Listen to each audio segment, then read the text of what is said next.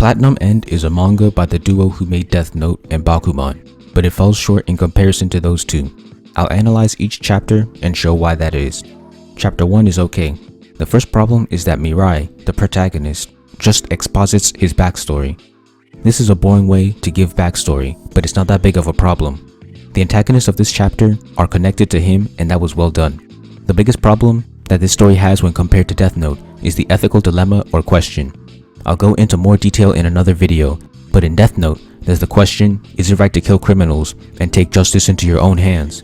The question is universally relatable, creates a strong hook, and creates several follow-up questions to be explored.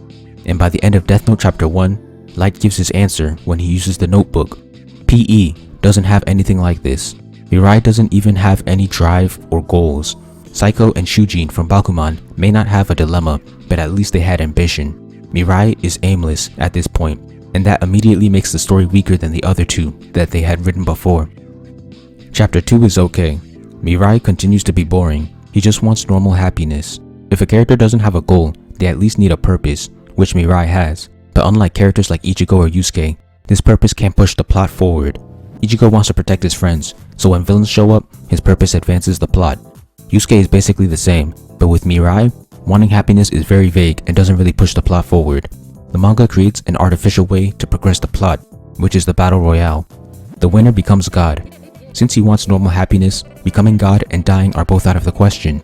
If he was a motivated and driven character, he could have had the goal of finding other candidates who want to become God that will also give him a normal happiness. But he doesn't do this. Instead, he's completely reactive and waits for the others to make their moves. The antagonist is introduced in this chapter, and he should have been the MC. Kanade is a candidate who wants to become God by killing all of the other candidates. This proactiveness and moral ambiguity are very reminiscent of Light Yagami. Though we don't know much about him, he's already better suited for the protagonist role. In Death Note, Light and L are both proactive. In Chapter 2, L traps Light in the iconic first encounter and sets up the way the story is told. The hide-and-seek Battle of Wits formula is established here. In PE, we still have no clue how the story will play out. It has yet to find its footing. Chapter 3 is not good. Mirai at least wants to survive, but he's still very reactive in a bad way. If Kanade was the MC, the formula of the story could be Metropoliman coming after each candidate and all of them trying to hide and survive. This chapter has Metro showing off and becoming a celebrity hero, but after that, it's focusing on our disappointing actual MC for about half the chapter. He has a long conversation with his angel, goes to school, and is hit with the red arrow by Saki. In DN, L works with the cops as Light waits for a reaction. Light's father, being a police chief, is also revealed. Kira tries to throw off the cops with murders, but L sees through this and begins to crack at the mystery. Chapter 4 is trash. Mirai is manipulated by Saki the whole time, like a loser, and gets nothing done.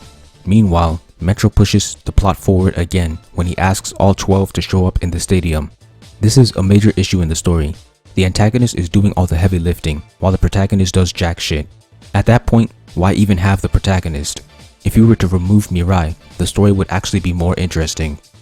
In Death Note, the protag and antag both push and pull the story with equal force and carry their own weight.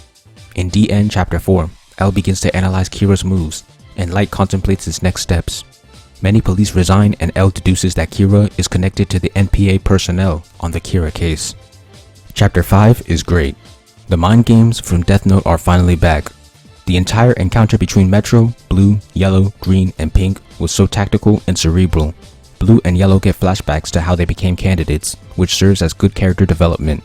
I do have a small issue with the form of battle, and that is the way the power system is very combative and kinda straightforward.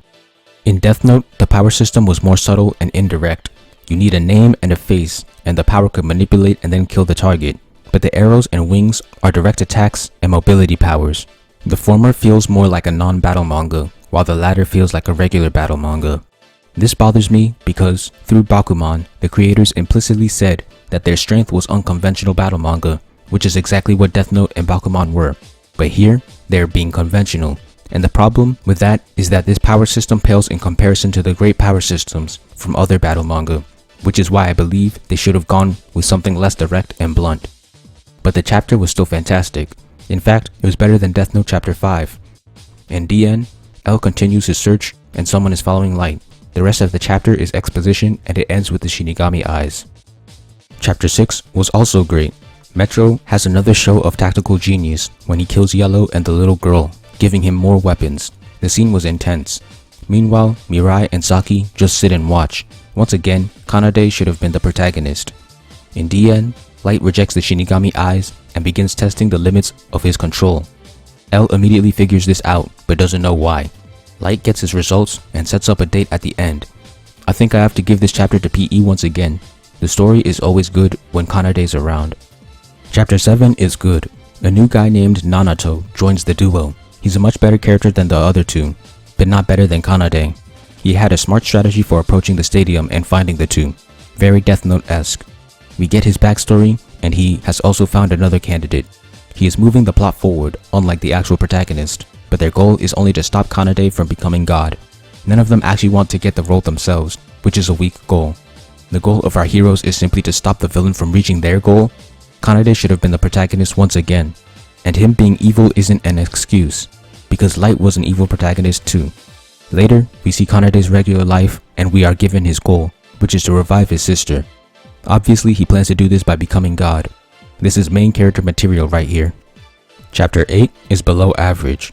Kanade giving out his surplus of weapons to regular people in order to create servants is smart. We learned that Mirai doesn't want to kill anyone and is very adamant about it. I don't like this trait in this context, but I'll save that for later. This is also the introduction of regular weapons such as guns, which I despise. In Death Note, Light always stuck to using the power system, which is the Death Note. He did use some outside equipment once in a while, but he never used a weapon. One of his rules was that he'd only kill with the Death Note. That made the story very interesting.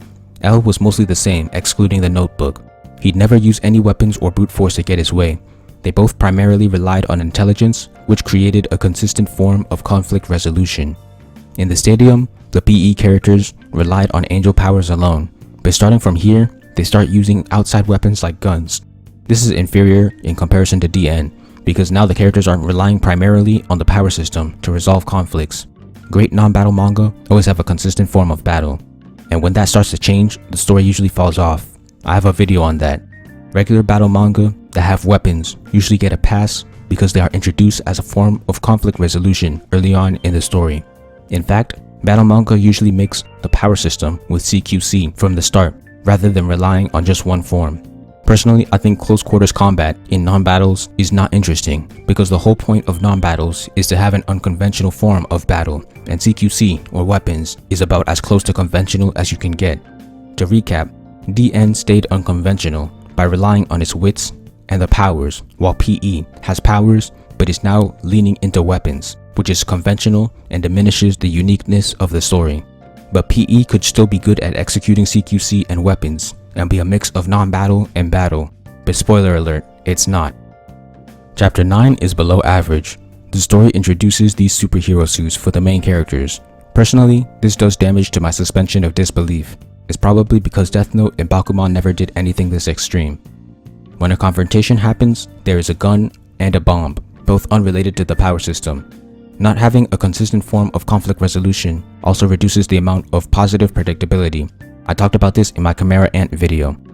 If Bakuman solves his conflicts through making manga, I am accepting of any surprises in battle as long as they are in the field of manga making.